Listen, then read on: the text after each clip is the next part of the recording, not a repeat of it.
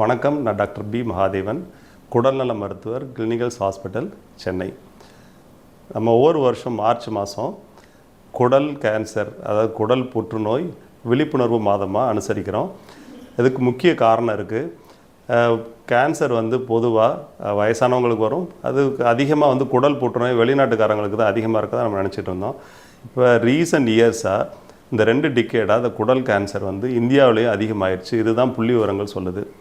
இந்த குடல் புற்றுநோய் அதிகமாகிறதுக்கு சில முக்கிய காரணங்கள் இருக்குது.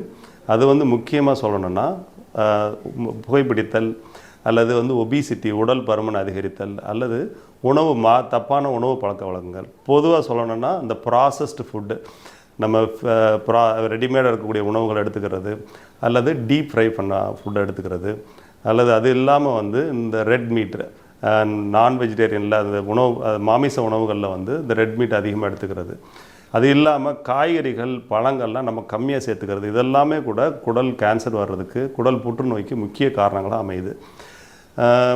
இந்த குடல் புற்றுநோய் இப்போ ரீசன்ட் பாஸ்ட்டாக கொஞ்சம் வயசுலேயே கூட கேன்சர் அதிகமாக நாங்கள் கண்டுபிடிக்கிறோம். இது நம்ம லைஃப் ஸ்டைல் சேஞ்சஸும் உணவு பழக்க வழக்கம் தான் ரொம்ப முக்கியமான காரணம். குடல் கேன்சர் இருக்கிறவங்களுக்கு என்ன அறிகுறிகள் இருக்கலாம்? பொதுவாக நம்ம குடல் கேன்சர் இந்த மாதத்துடைய மெயின் விழிப்புணர்வுக்கான ரொம்ப இம்பார்ட்டன்னே வியாதி வர்றதுக்கு முன்னாடி கண்டுபிடிக்கிறது தான். யாருக்கெல்லாம் குடல் கேன்சரை செக் பண்ணணும்? பொதுவாக வயசு 45லேருந்து 75 வயசு வர வரைக்கும் தொந்தரவே இல்லாதவங்களுக்கு கூட இந்த குடல் கேன்சர் இருக்கா இல்லையான்னு செக் பண்ண வேண்டியது ரொம்ப ரொம்ப அவசியம். அது மட்டும் இல்லாமல் சப்போஸ் குடும்பத்தில் யாருக்காவது குடல் கேன்சரோ, அல்லது அம்மா அப்பா அல்லது கூட பிறந்தவங்க யாருக்காவது குடல் கேன்சர் இருந்தால் கட்டாயமாக செக் பண்ணிக்கணும். மூணாவதாக நாள்பட்ட குடல் புண், அதாவது இன்ஃப்ளமேட்டரி பவல் டிசீஸ் சொல்லுவோம். இவங்களும் கட்டாயமாக கேன்சர் இருக்கா இல்லையான்னு கட்டாயமாக செக் பண்ணிக்கணும். இவங்களுக்கு தொந்தரவு இருக்கணும்னு அவசியம் இல்லை. தொந்தரவு வர்றதுக்கு முன்னாடியே நம்ம செக் பண்ணி கேன்சரை கண்டுபிடிக்கிறது தான் ரொம்ப ரொம்ப அவசியம். இந்த குடல் கேன்சர் வராமல் இருக்கணும்னா சில முறைகளை கட்டாயமாக நம்ம பின்பற்ற வேண்டியது அவசியம். அதாவது நல்ல உணவுகள் அவசியம். மெயினாக உணவுகளில் நிறைய காய்கறிகள், கீரை, பீன்ஸு, மெயினாக ஃப்ரூட்ஸு நிறைய எடுத்துக்கணும். பழங்கள், பழ வகைகள் நிறைய எடுத்துக்கலாம். தானியங்கள் எடுத்துக்கிட்டிங்கன்னா முழு கோதுமை, அப்படியே ரீஃபைன் பண்ணாமல் முழு கோதுமைகள், அப்புறம் சோளம், இந்த மாதிரி எல்லாமே ரீஃபைண்ட் இல்லாத உணவுகள் எடுத்துக்கிறது ரொம்ப அவசியம். இது இல்லாமல் ஒமேகா 3 ஃபேட்டி ஆசிட் இருக்க மாதிரினா மீன் எடுத்துக்கலாம், ஆலிவ் ஆயில் யூஸ் பண்ணலாம். ஸோ ரொம்ப முக்கியமாக நல்ல வகையான உணவு பழக்க வழக்கங்களை எடுத்துக்கிறப்ப குடல் கேன்சர் வர்றதை நம்மளால் தவிர்க்க முடியும். முக்கியமாக நிறைய தண்ணி குடிச்சுக்கணும், நல்ல தூக்கம் அவசியம், ரெகுலராக எக்ஸசைஸ், உடற்பயிற்சி ரொம்ப ரொம்ப அவசியம்.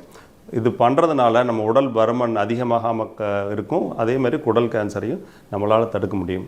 ஸோ குடல் கேன்சரை எப்படி கண்டுபிடிக்கிறது அப்படின்னு கேட்டிங்கன்னா, அதுக்கு முக்கியமாக இருக்கக்கூடிய டெஸ்ட்டு கொலனோஸ்கோப்பின்னு சொல்லுவோம். அதை மலக்குடலை ஒரு கேமரா மூலமாக பார்த்து கண்டுபிடிக்கிறது தான். பட் இதெல்லாம் இப்போ இருக்க காலங்களில் எல்லா இடங்களில், ஈவன் கவர்மெண்ட் ஹாஸ்பிட்டல்ஸில் கூட இது அவைலபிள் தான். எல்லா இடங்கள்லையும், ப்ரைவேட்லேயும் கவர்மெண்ட்லேயும் இது ஈஸியாக இதை பண்ணிக்கிற முடியும். இதுக்கு பொதுவாக இன்ஜெக்ஷன் போட்டு கொஞ்சம் தூங்க வச்சு கம்ஃபர்டபுளாக பண்ணுவாங்க. இது ஒன்றும் பயப்படக்கூடிய டெஸ்ட்டு கிடையாது. இது இல்லாமல் சில விஷயங்கள் மோஷன்லேயே பண்ணக்கூடிய டெஸ்ட்டுகள் கூட இப்போதைக்கு அவைலபிள்.